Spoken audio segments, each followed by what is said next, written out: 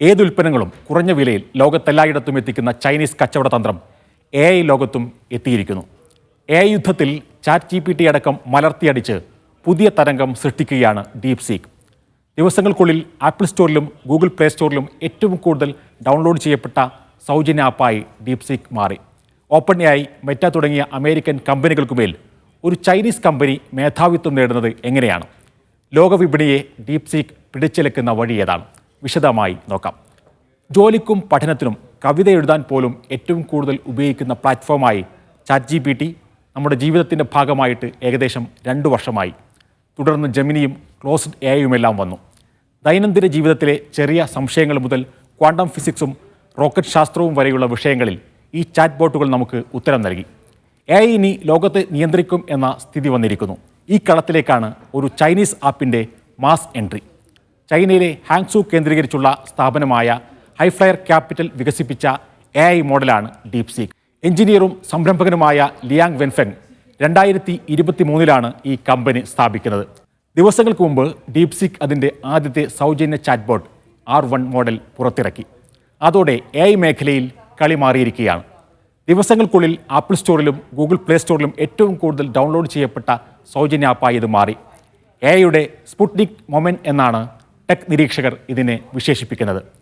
വിവിധ വിഷയങ്ങളിലെ ചോദ്യങ്ങൾക്ക് ഉത്തരം നൽകുന്നതിനുള്ള AI പ്രകടനം അളക്കുന്ന ടെസ്റ്റിൽ ChatGPTയേക്കാൾ ഉയർന്ന സ്കോറാണ് ഡീപ്സീക്ക് നേടിയത്.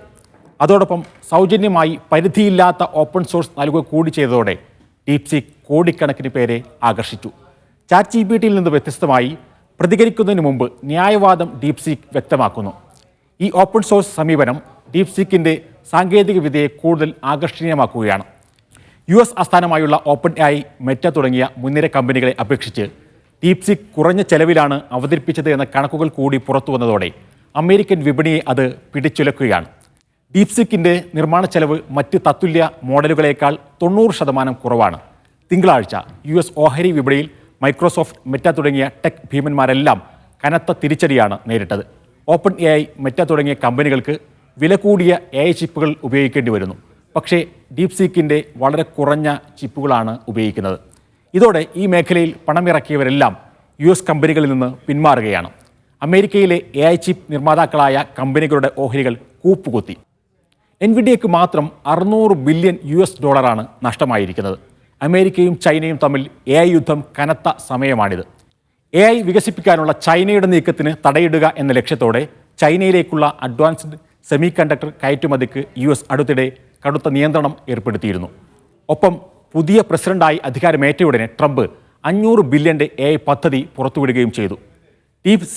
ഡീപ്സീക്കിനെ കുറിച്ച് ട്രംപ് സംസാരിക്കുന്നു എന്നതാണ് അതിൻ്റെ സ്വാധീനം തെളിയിക്കുന്നത്. തനിക്കിതൊരു വേക്കപ്പ് കാളാണ് എന്നാണ് ട്രംപ് പ്രതികരിച്ചിരിക്കുന്നത്. ലോകം മുഴുവൻ ChatGPTക്ക് പിന്നാലെ പോയപ്പോൾ മുൻനിര ടെക് കമ്പനികളെല്ലാം അവരുടെ മുൻഗണനാ ക്രമം തന്നെ മാറ്റിയിരുന്നു. മൈക്രോസോഫ്റ്റാണ് ChatGPTക്ക് ഏറെ സഹായം നൽകിയ ഒരു കമ്പനി. നേരത്തെ നിക്ഷേപിച്ച $100 കോടിയിലേറെ മൈക്രോസോഫ്റ്റ് OpenAIയിൽ നിക്ഷേപിച്ചിരുന്നത്. ഗൂഗിളും വൻതോതിൽ പണമിറക്കി. ഫേസ്ബുക്കിൻ്റെ മാതൃകമ്പനിയായ മെറ്റയും ലാമ എന്ന പേരിൽ ഭാഷാ മോഡൽ അവതരിപ്പിച്ചു. ഏതായിരുന്നാലും ലോകത്തെ ഇനി നിയന്ത്രിക്കാൻ പോകുന്നത് ആർട്ടിഫിഷ്യൽ ഇൻ്റലിജൻസ് ആണ്. ഡൊണാൾഡ് ട്രംപും ഇലോൺ മസ്കും അണിനിരക്കുന്ന അമേരിക്കയാണോ ഷീ ജിൻപിങ്ങിൻ്റെ ചൈനയാണോ അതിൽ മുന്നിൽ നിൽക്കുക എന്ന് കാത്തിരുന്നു കാണാം. ഈ AI യുദ്ധം മനുഷ്യരാശിക്ക് തന്നെ കടുത്ത ഭീഷണിയാണെന്ന വാദവുമുണ്ട്. ഇനിയും വികസിക്കുന്ന AI എന്തുതരം ഭീഷണിയാണ് മനുഷ്യവംശത്തിന് ഉയർത്തുന്നത് എന്ന് പഠിക്കാനും വേണ്ട സുരക്ഷാ സംവിധാനങ്ങൾ ഒരുക്കാനും സാവകാശം വേണമെന്ന് ചിലർ വാദിക്കുന്നു.